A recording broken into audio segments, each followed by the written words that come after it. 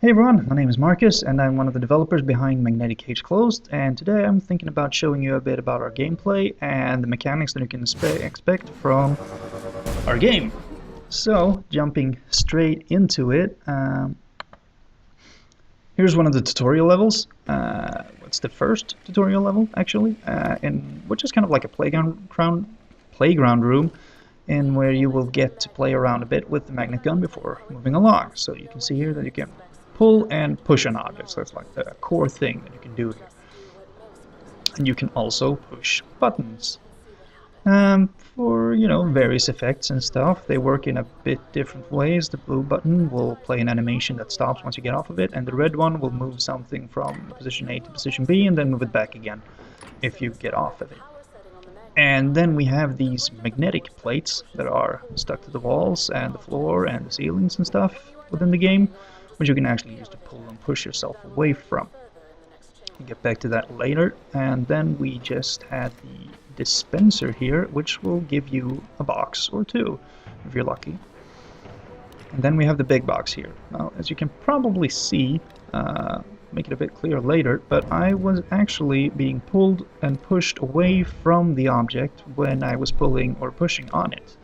So heavy physics objects will affect you as well and send you flying. So if you're not careful, you'll be able to pull yourself off a ledge where you don't intend to.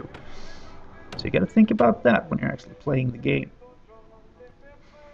Now, I'm thinking about just jumping straight into one of the harder levels we've got, and just showing you a bit about how the actual game looks when you're playing an actual level with an actual puzzle and actual dangers. Okay, so here we are in one of the later levels of our game, and you can see right in front of me is like a sea of spike traps that I don't want to fall into.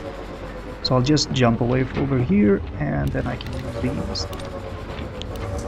Just showed you earlier to actually fly quite a bit across all the spike traps that were on the floor down there as well.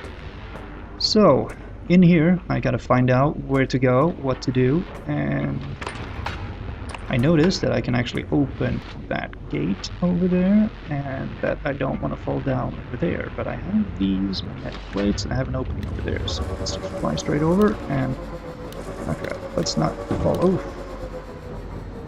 That would have killed me. Alright, so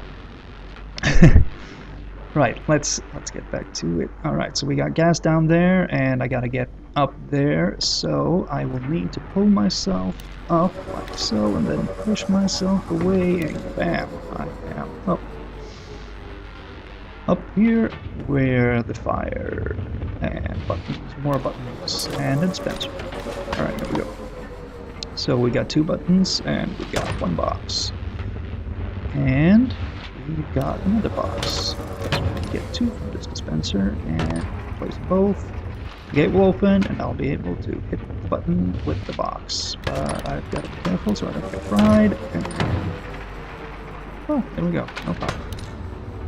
Perfect. And now the gate is open here, so I can toss it right there. And take the box as well. Now what we got there on the other side is magnets, other active magnets that actually will pull things towards them, and on some other levels they will be causing you more harm than they will be used to you, because they will, as you can see there, the other one just flew straight back there, just stuck to the wall. They'll be kind of in the way. Right now I can actually use them to move the boxes around a bit easier,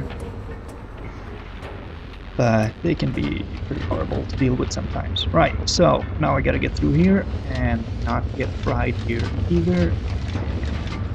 Right, get burned. Awesome. And we just want to grab the box, hit the button, alright? And then we'll just switch.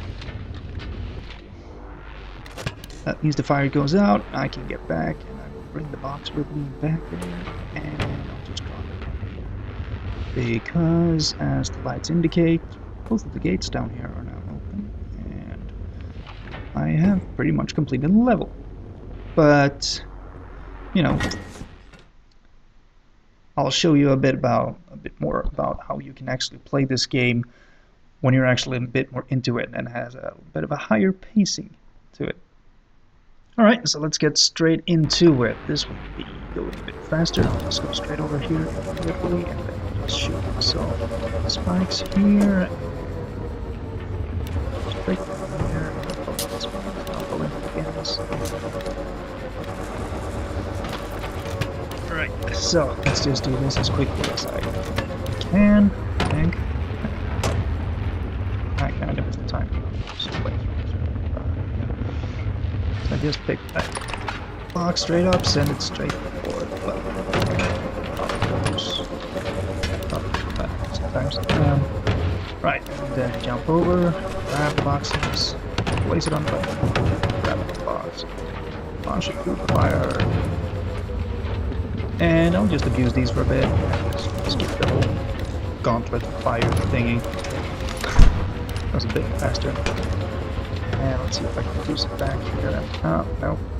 You got out. Alright, so just straight through here and down here. And bam, we are done with the level. It goes a bit faster when you know what you're actually doing. Alright. So, this is the final level that I want to show you. This is a bit different from the previous level we just played, and this is what we call a choice cube. And in it you will be presented with a choice, as its name implies, and depending on what you choose, you will get to experience a bit of a different magnetic as opposed to everyone else who chooses, well, differently. Now what that means is that you will get to experience a branching storyline and different levels. We have several of these choice cubes throughout the game, and they all work towards giving you one of the 9 different endings, depending on your choices throughout the game. And we're hoping that this will make players stop and think a bit about what choices they want to make in the different choice cubes that they encounter. And with that, I would like to thank you for watching this video. Magnetic Cage Closed will be out on Steam very soon, and I really hope that this video has given you a bit of an insight into what the game will actually be about, and that you have a bit more piqued interest into picking it up when it does so. So keep your eyes on Steam, and once again, thank you very much.